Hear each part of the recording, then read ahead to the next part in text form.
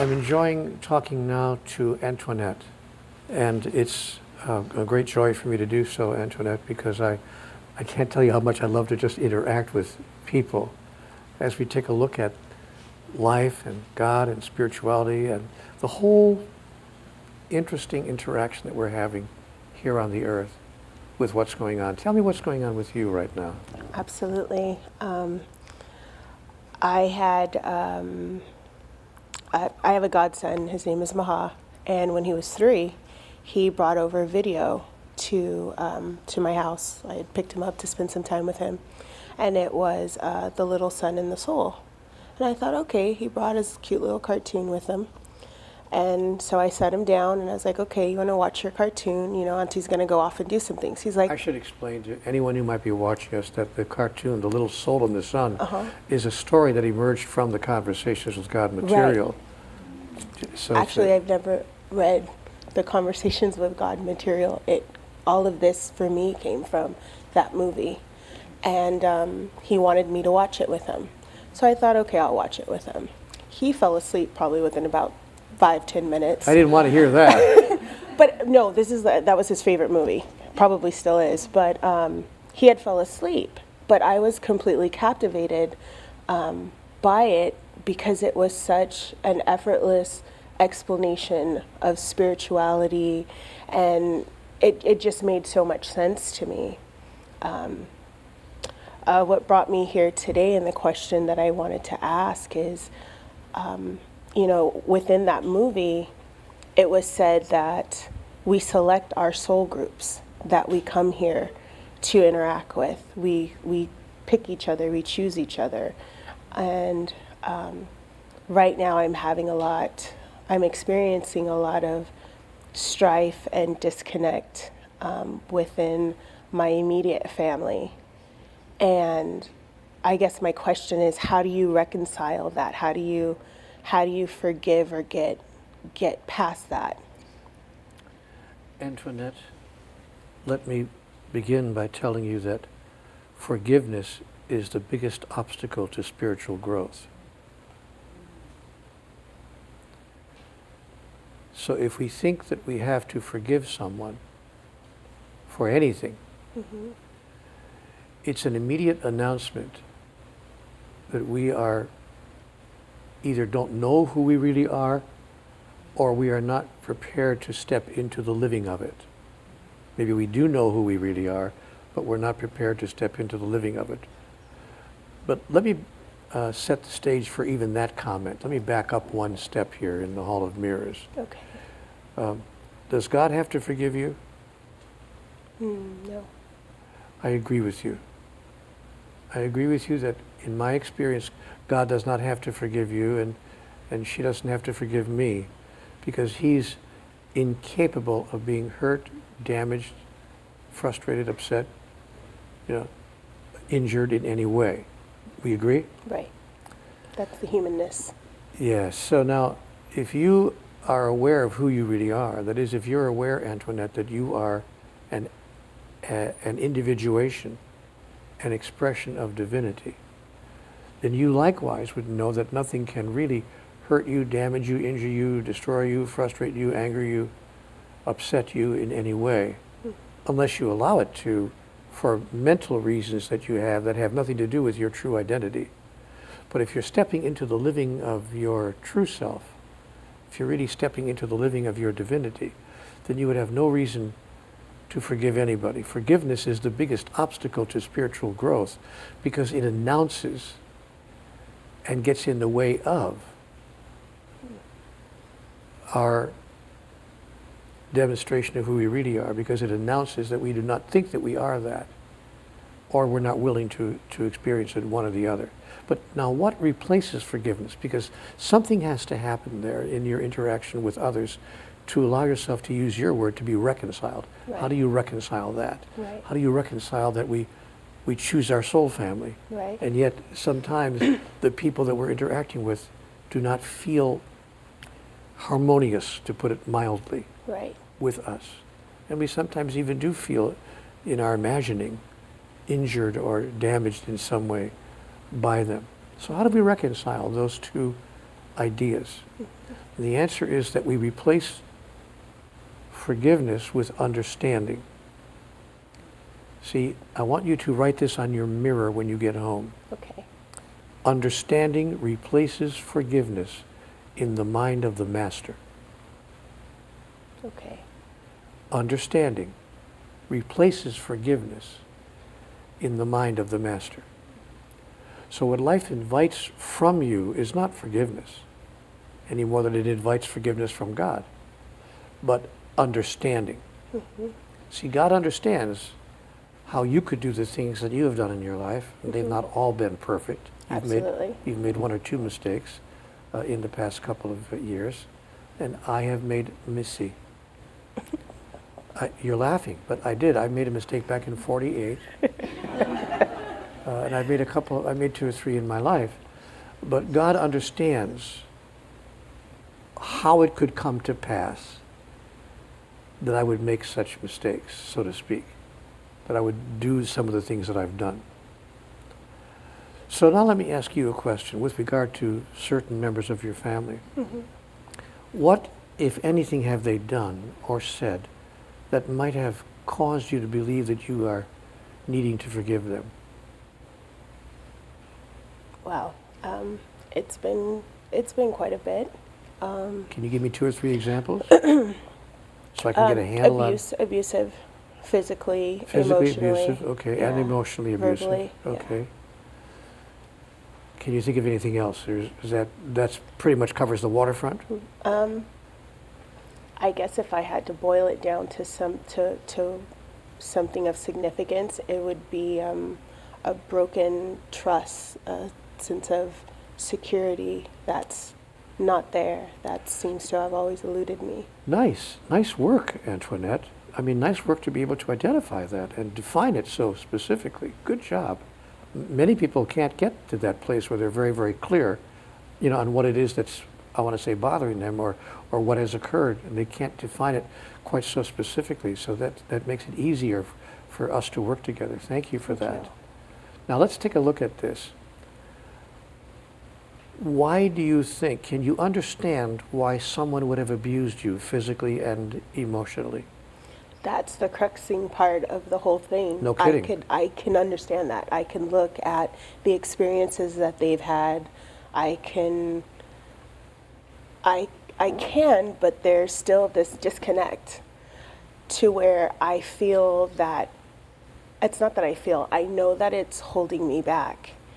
And that's why I use the word reconcile, because I know that it has nothing to do with that other person. It's within me. You mean the healing is within you? The healing, the reconciling. The action is all in the other person. It's all within me. See, yeah. but the action, they're doing what they're doing, is all over there. Right. None of that is over there where you are. Right. Which is good for you to know, by the way, because some people who have been abused and have been physically or emotionally abused have taken on the notion that they deserved it, right. that it's their fault. Right. That's not uncommon, as therapists will tell you. Absolutely. So I see that you're already halfway home because you've already gotten clear. No. Their behavior is not over here. Right. I did not cause that. Right. It's not because I'm unworthy or I somehow or another acted in a way. It's not about me. It's about them. So that's great. You're halfway home. Okay. So now you know that the behavior is over there. They are the cause of it. You are not. But you are the cause of your response to their behavior. Absolutely. But you understand that how this could have happened. Can you tell me in a sentence or two, I know you said a minute ago, but give it to me again. Give me a sentence or two. What is your understanding of why and how they could have behaved that way? My understanding is that everything is done in loving service. And I'm going to get emotional. I know that. But still there's these residuals that are inside of rage and pain. Yes. And I don't quite know how to just release and let that go so I can free myself. Well, I got a lot of questions I want to ask you. This person or people who abused you physically and emotionally, do understand why they would have done it. Is there a part of them that maybe they were abused, or There was trauma, definitely. they suffered trauma? Right. Why do you feel the need to not have the rage or the pain? By the way, Antoinette, I'm going to suggest to you that pain and suffering are two different things. Pain is an emotional or physical experience. Okay. Suffering is our decision about it. That is, suffering is our decision that it should not be happening. Right. Okay. So we suffer when we are experiencing pain and we don't think that we should be experiencing pain. So we suffer because we think something's happening that shouldn't be happening. But in your case, it would be unnatural not to experience the pain.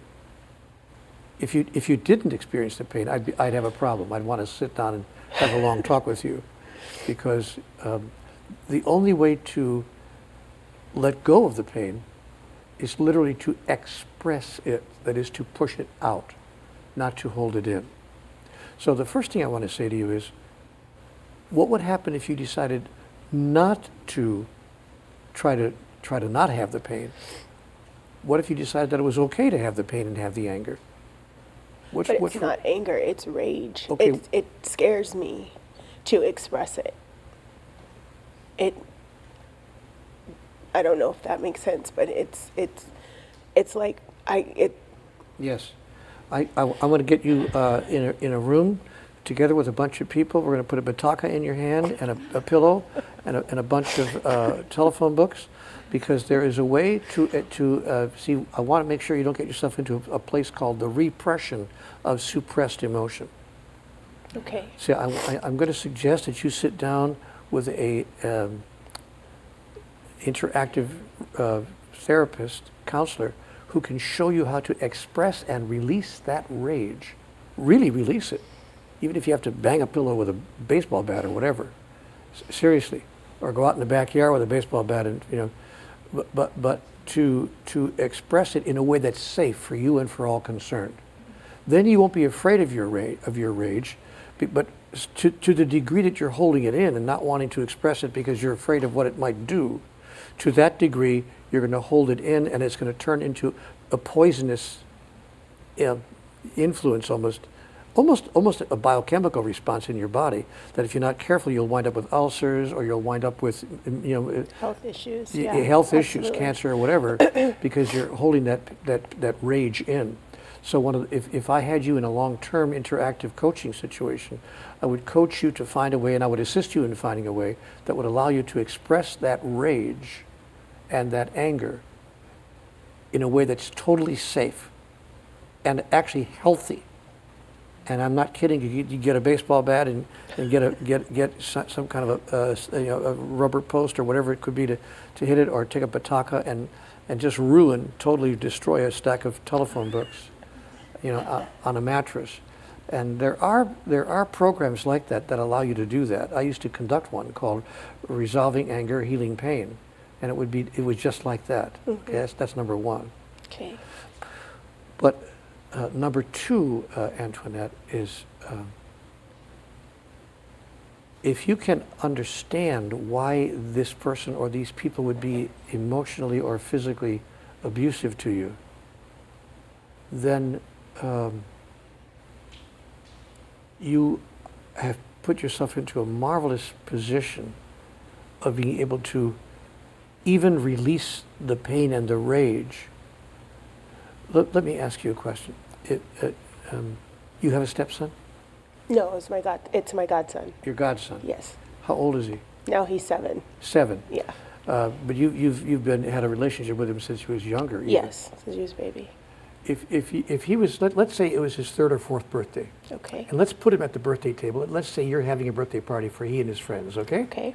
And let's say the cake is there, and the milk is brought out, and out comes the chocolate cake. Let's pretend that chocolate cake is his favorite kind of cake. Okay. And he reaches for the cake because he's so excited about it, and he knocks over the milk. and the glass of milk happens to hit the next glass, which hits the next glass, and we have a domino effect, and within 1 second and a half, the entire table is, they say there's no use crying over spilled milk, but in this Right. case, the entire party has been destroyed. What do you think your reaction would be if that actually happened in real life? Would you say, go to your room and be furious with him? No. Why not? He destroyed the entire party. You've had the whole thing set up. The table is beautifully set. Why wouldn't you do that? Why wouldn't you be angry with him? Because things happen. He's a child. I mean, anybody, things happen. That's not something that's not the reaction that's warranted. Yeah, but wouldn't you say, Antoinette, why did you reach for that cake like that? Why did you, or No. do you understand what happened and why he was so excited about the cake? Yeah, he's 4. I mean, what 4-year-old, you put sugar in front of them, they're going to freak out.